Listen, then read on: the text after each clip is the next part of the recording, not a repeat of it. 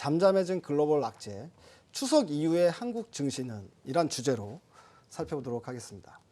실질적으로 오늘 제가 또 그런 질문을 좀 많이 받았어요. 그러니까 추석 전에 어느 정도 현금을 좀 만들고 추석을 보내는 게 낫겠냐, 아니면 그냥 들고 있는 주식 그대로 추석을 보내도 되겠냐, 이 질문이 가장 많이 나왔었거든요.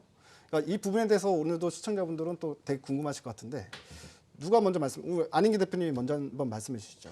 사실 주식 비중은 시장 좋을 적에 네. 주식을 가득 채우게 되면은 시장 상승 시 계좌가 쉽게 올라오고요.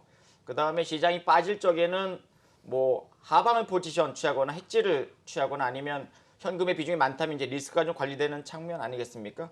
최근 시장이 1891 찍고 2029대까지 저점에서 한 6%대 올라온 구간에서는 이미 주식을 좀 비중을 좀 많이 실어가지고, 근데 주식 비중도 이제 시총 상위주라든가 업종 대표 종목이라든가 이제 수급 좋은 종목들 실적주 위주로 이제 실었으면 이제 계좌가 이번에 빵빵하게 올라왔을 것이고, 그렇지 않다면은 또 다시 약간 소외되거나 좀 눌렸을 가능성이 있잖아요. 그래서 현재로서는 뭐 주식 100%가 좋습니다, 현금 100%가 좋아, 이런 차원이 아니라 저는 지금 현재 주식 70%, 현금 30% 일단 유지하면서 현금 갖고 있는 것은 단기적으로 이제 이슈가 되는 종목들, 또 빠르게 장 초반에 프로그램 외국인들 기관들 매수한 종목들로 이제 단기적 단타 1박 2일 코스로 이제 대응하면서 또 가져갈 건 가져가면서 또 고점에서 좀 흘러내린 다음에 또 챙길 건 챙기는 전략을 좀 취해드리고 있거든요. 그래서 결론적으로 말씀드리면 지금은 주식을 매도할 자리는 아니고 홀딩할 자리입니다만, 갖고 있는 종목들이 단기적으로 반짝반짝거리면서 올라올 때가 있어요. 그 다음에 더 이상 가지 못하고 또 이 분산 국면에 내려오는 흐름이 연출된다면 오히려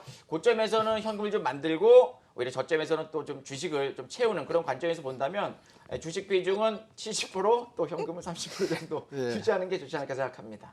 뭐 말을 되게 좀 간단 명료하게 이야기해 주시면 좋을 것 같은데, 네. 한마디로 그 얘기잖아요. 그러니까 현금 비중을 한 30% 정도는 들고 있으면서 네. 이 30%는 단기 트레이딩 관점에서 좀 사용하고, 그래서 추석 때도 이 30% 현금은 들고 있다가 추석 끝나고 나면 또 이 30% 가지고는 단기 트레이딩을 하자, 그 말씀을 되게 어렵게 돌려서 말씀해 주신 것 같습니다. 예, 그리고 우리 추석 연휴 기간 동안에 시청자분들이 궁금한 건 그걸 거예요. 추석 연휴 기간 동안이 좀 길기 때문에 이제 목, 금, 토 일이지 않습니까? 그렇기 때문에 그 주에 그 시간에 이슈가 나올 게 있냐, 혹시 나올 만한 뉴스라던가 이슈라던가 뭐 그런 것 때문에 시장에 영향을 줄 만한 요소가 있다면, 만약 안 좋은 요소가 있다면은 현금을 좀 만들고 가고 싶을 거고, 뭐 별 이슈가 없다면은 현금을 안 만들어도 추석을 보낼 수 있다, 이렇게 생각할 것 같거든요. 우리 이동건 대표님께서 한번 말씀해 주시죠. 어떤 이슈가 있는지 추석 기간 동안에. 추석 기간 동안에 뭐 이슈는 별다른 거 없습니다. 뭐 해봤자 이틀이잖아요. 목요일, 그렇죠. 금요일. 네. 우리가 상당히 이제 좀 토요일, 일요일까지 보면은 긴 것 같아도 뭐 목요일, 금요일밖에 없습니다. 네. 별다른 이슈는 없는 것 같고요. 사실 이제 뭐 FOMC 17, 18일 날 있잖아요. 네. 그거 외에 뭐 유럽 쪽의 통화정책 회의, 그거는 뭐 사실 우리가 별로 그렇게 신경 쓰는 부분은 아니고, 제가 이제 수년간 네. 계속 이제 시장만 이렇게 분석해서 보면 네. 우리는 미국 외에 다른 거 볼 필요도 없습니다, 사실은. 네. 뭐 유럽 시장의 흐름, 유럽 폭락 나왔는데 미국 시장이 급등 나왔다면 누구 따라가겠습니까? 미국 따라가죠. 미국 네. 따라가죠, 그죠? 예, 그러니까 뭐 미국 시장의 흐름만 보면 된다, 이렇게 보는데요. 지금 미국 다우지수가 이제 추세선 상에 약간 걸쳐져 있는 그런 상태거든요. 만약 이제 저기서 다우지수가 급락이 나오거나 폭락이 나오거나 빠지는 경우가 나온다라고 하면 네. 트럼프 대통령이 또 다시 네. 어떤 부정적인 말, 네. 뭐 이런 내용들, 이런 내용들이 이제 나오면은 모르겠으나, 네. 지금 이제 트럼프 대통령, 미국도 상당히 이제 지금 약발이 좀 다 됐다라고 저는 그렇게 보고 있거든요. 왜 그러냐면 계속 이제 항상 그렇습니다. 제가 말로 흥한 자 말로 망한다라고 이렇게 네. 얘기를 하는 편이거든요. 네. 그게 너무 많은 말들이 나왔어요. 그러다 보니까 시장에서 신뢰도가 사실은 팍 떨어져 버렸습니다. 네. 예, 그리고 이제 지금은 만약 트럼프 대통령이 또다시 어떤 게 중국을 압박하기에는 너무 갈팡질팡 해버렸어요. 네. 애플 보고 돌아오라고 했다가 다시 가라고 했다가 오라고 했다가 네. 예, 이러다 보니까 지금은 이제 뭐 오히려 이제 그런 말이 나오면 이상한 말이 나올 정도. 네. 도대체 저분이 왜 저러실까라는 정도거든요. 그렇기 네. 때문에 제가 받을 때는 트럼프 대통령도 이번에 이제 말을 좀 바꾸기는 좀 정책에 대해서 좀 어렵다. 네. 단 이제 이거는 있습니다. 지금 9월 달 통화를 한번 하고 이제 10월 달에 고위급 회담이 예정이 돼 있는데 네. 과연 이번에 협상이 될 것인가라는 내용인데, 그들로는 이런 얘기를 했죠. 국가경제위원장 뭐라고 얘기를 했냐면은 이게 진짜 냉전 체제 종식되는 것만큼 오래 걸릴 수도 있다 이런 얘기를 했거든요. 그만큼 어렵다라는 내용입니다.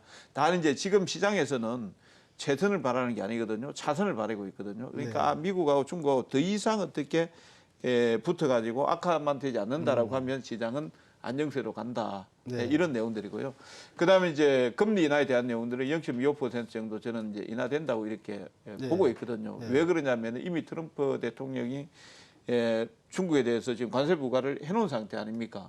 해놓은 상태이기 때문에 이미 저질러 놨기 때문에 만약 거기에서 연준 쪽에서 금리 동결입니다. 라고 이래버리면 시장 자체가 실망감이 나올 수 있거든요. 그렇기 때문에 금리 인하 뭐 예정대로 할 것이고 시장은 그냥 지금 수준에서는 플러스 마이너스 한 300포인트 정도에서 왔다 갔다 이렇게 보고 있고 우리 시장은 이제 옵션 만기에 아까도 제가 말씀드렸다시피 외국인들이 위쪽으로 보고 있거든요. 삼성전자 지금 끈을 놓지를 않습니다. 그러니까 삼성전자 끈을 안 놓는다는 말은 지수가 60선 라인에 저항을 받더라도 크게 밀리지 않는다 이렇게 봐야 되거든요. 그러니까 이제 이렇게 봐야 되죠. 개별주는 이미 이제 단기적으로 올라가다 보니까 시세가 없다 보니까 오늘 이제 5G 조정 나오고 하면서 밑으로 좀 같이 떨어져 버렸지 않습니까? 떨어져 버린 개별주를 팔고 갈 이유는 없는 거죠. 그러면은 추석 한 이틀 정도의 개별주 같은 경우는 이제 완급 조절이 나올 겁니다. 그러면 그 시점에서 오히려 없는 분들은 조금 채워가지고 추석을 보내는 게 낫겠다. 이런 생각하고 있습니다. 그러니까 이제 정리를 좀 해보면 ECB 통화정책회의가 저희 추석 연휴 기간 동안 있긴 하지만 거기에 이슈는 사실 시장에 큰 영향을 못 미치기 때문에 저희가 자세히 볼 필요가 없고 그리고 FOMC에서 금리 인하 이슈는 어차피 추석 연휴 끝난 다음 나올 거기 때문에 그때 가서 우리가 이야기해 보면 되고요. 그러니까 결론적으로는 특별히 크게 시장이 출렁거릴 만한 이유가 없다. 그리고 뭐 수요일 날 만기 때도 외국인 포지션은 상방을 외국인 포지션 위쪽으로 상방. 보고 있고 위쪽으로 기관 보고 있다. 투자자 아래쪽으로 보고 있는데 개인들은 벌써 이제 오락가락하면서 거의 줄타기 하고 있거든요. 줄타기 하고 있으니까 지수 밴드 폭이 뭐 많이 움직여봤자 지금 2019인데 2015포인트에서 아래의 한 10포인트 정도 사이에서 밀 겁니다. 오히려 그러면은 이제 그 대형주 같은 경우에는 오히려 매수를 해놓고 추석을 보내도 된다 이렇게 말씀하셨죠. 눌리면은요. 60선에서 밑에 조정 나와봤자 20선 라인 한 중간 정도가 60선하고 20선 중간 정도 될 거니까 그 라인에서는 뭐 매수하고 넘어가야 된다라는 생각이에요. 오히려 이제 시장이 화요일 날 수요일 날 좀 조정이 나오면 매수를 하고 넘기자 뭐 이렇게 말씀해 주셨습니다. 이경락 대표도 어떤 생각을 갖고 있는지 먼저 좀 궁금하거든요. 추석 연휴 때 현금을 좀 만들어야 되느냐. 그러니까 아까 이제 안인기 대표님이 30% 정도는 트레이딩 관점에서 보고 이동근 대표님이 오히려 시장이 뭐 이틀 좀 조정이 나오면 오히려 매수를 해놓고 추석을 보내자 이렇게 말씀해 주셨거든요. 이경락 대표는. 뭐 추석을 굳이 피할 필요는 저도 없을 거라고 생각을 합니다. 일단은 뭐 가장 중요한 게 이제 미중 무역 협상 앞으로 전개되는 방향 이게 전부예요. 지금 우리가 지금 바라봐야 되는 거는 미중 무역 협상이 잘 타결되게 되면 뭐 좋은 흐름으로 전개될 수 있는 거고 그렇지 않다라고 하면 또 힘들어지는 거겠죠. 요걸 이제 우리가 어떻게 해석해 나가는가 이게 가장 중요하다라고 저는 바라봅니다. 그래서 지금 많은 이제 경우의 수를 바라보는데 이 미중 무역 분쟁 때문에 우리가 두 가지를 알게 됐어요. 첫 번째로는 이 합의문 만들어내는 거. 트럼프가 이제 재선을 위해서는 요 종이 쪼가리 하나 필요한 거잖아요. 합의문. 요 합의문 만들어내는 게 정말 복잡하구나. 요거 하나 알았고. 두 번째로는 그 미중 간의 이 경제가 굉장히 밀착되어 있다는 걸 알 수가 있었죠. 예를 들어서 이제 지금 중국에서는 돼지고기를 못 구해요. 사고 싶어도 못 구한다고 하더라고요. 작년 대비해가지고 75%. 이것도 미중 무역 분쟁의 또 하나의 결과라고 바라봅니다. 대두가 수입 제한되다 보니까 돼지고기 가격이 오르고 이런 또 뭐 돼지 열병도 있겠지만 아프리카 열병 영향이 더 큰 거 아닌가요, 사실은? 저는 대두 가격도 상당히 영향 줬다고 대두 뭐 수입 물론 제한도 이제 영향 복합적 줬다고 영향 받았겠죠. 그것도 보고 있고 또 하나 이제 실무 경제에 영향을 주는 게 이제부터 몸무서워 느끼기 시작할 겁니다. 4분기 때 되게 되면 미국도 이제 가전이나 IT 기기에 관세 부과로 인해 가지고 이제 가격이 오른 상태에서 거래될 가능성이 높아지기 시작하죠. 그러니까 이제 물가 상승 압박이 점진적으로 다가오면서 이 영향이 실무 경제에 미친다라고 했을 때 제가 이제 여기서 트럼프가 좋아요. 경제가 어려워지기 시작하니까 급하게 중국이랑 어떻게든 합의문을 만들어내야 되겠다.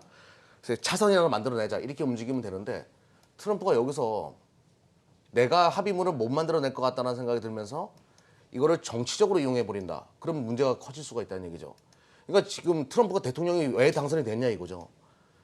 지금 북쪽에 그 러스트벨트나 판벨트 지역에서의 표심이 들어온 건데 이 사람들이 무엇 때문에 트럼프를 찍었냐 이거죠. 그거는 자기 일자리에 대한 압박이었어요. 트럼프는 멕시코 이민자들 당신네들이 일자리를 뺏고 있다. 중국이 당신네들이 일자리를 뺏고 있다. 이런 논리였거든요. 근데 이거를 그래 경제가 망가지더라도 나는 재선은 무조건 해야 되겠어. 그래서 정치적으로 이걸 이용하겠어. 중국의 이 문제를 중국이 우리랑 대화를 하려 하지 않아. 이런 분위기로 몰아붙여가지고 정치적으로 에이 다 엎어버려. 이런 식으로 경제를 포기해버리겠어. 그리고 나는 어떻게든 재선을 하겠어. 이런 식으로 나가게 되면 이건 굉장히 문제가 위험해지는 거죠. 그래서 이 트럼프가 이렇게 안 나가게끔 일단은 중국 쪽에서도 어느 정도는 달래면서 이야기를 해줬으면 좋겠고요. 만약에 근데 이제 경제가 진짜 어려워져요. 그러면 트럼프가 재선에 실패할까? 그렇지도 않을 거라고 바라보거든요. 이 트럼프가 대통령 된 이유가 바로 그거니까. 뭐 히스패닉이나 그리고 중국 사람들이 우리 일자리를 뺏는다는 논리였기 때문에.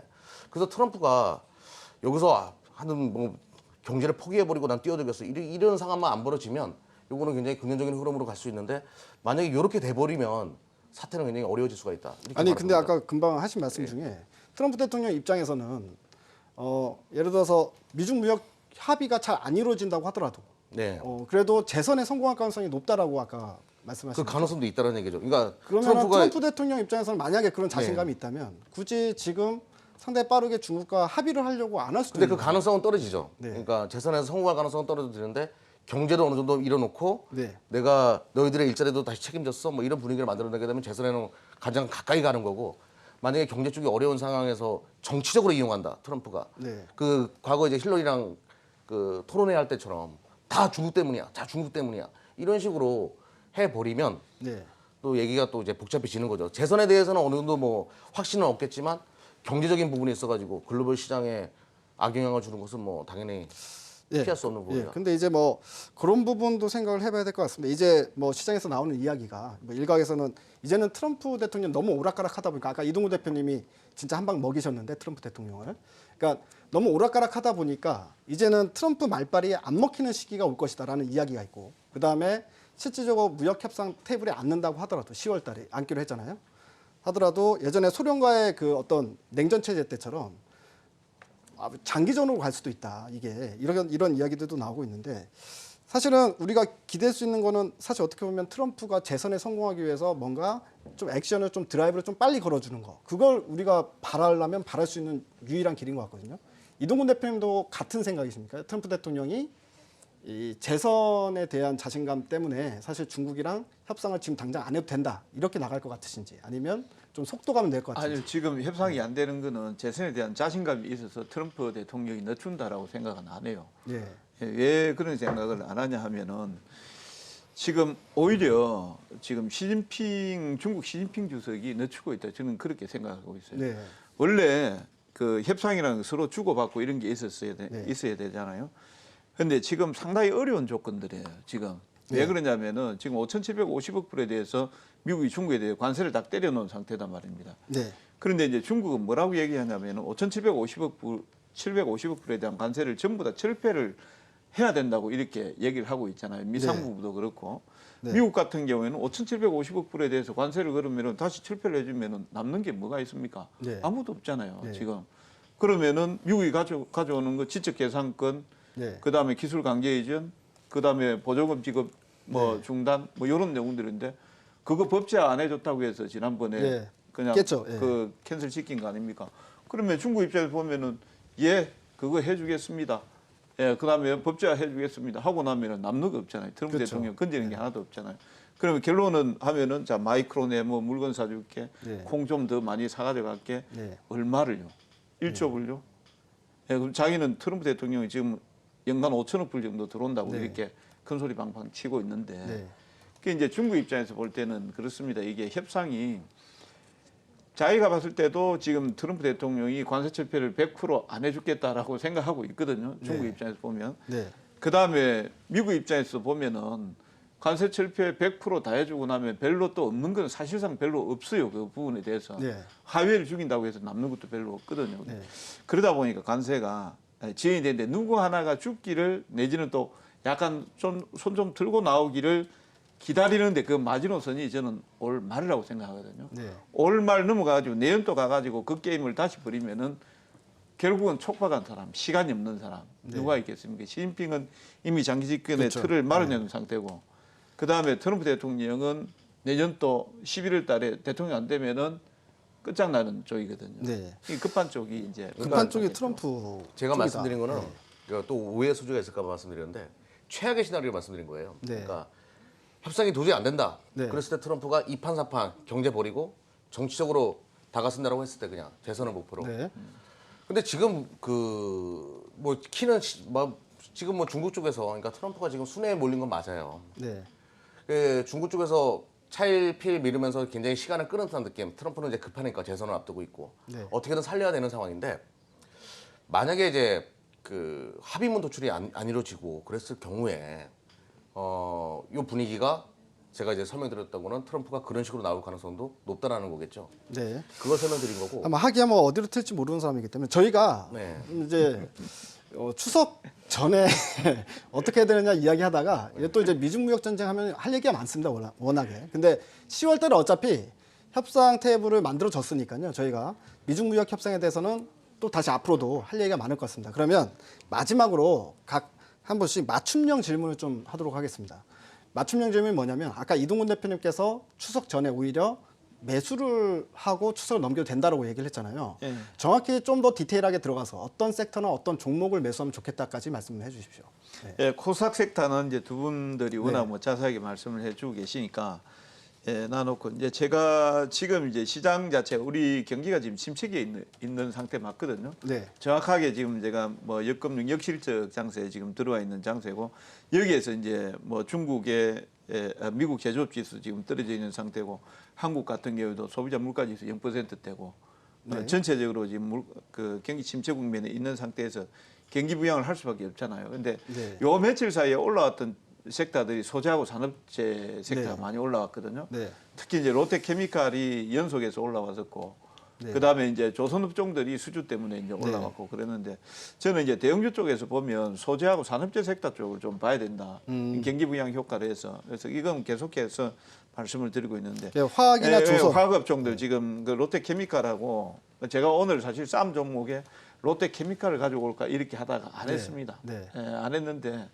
그냥 여기서 알려주시면 되죠. 뭐. 예. 화학업종들하고 그다음 철강하고 조선업종들 이런 것들 이제 눌릴 때 보셔야 됩니다. 특히 이제 조선업종 같은 경우 요 며칠 엄청 올라왔어요. 네. 그 현대 중공업 옛날에 이제 뭐 지금 한국조선해양이죠.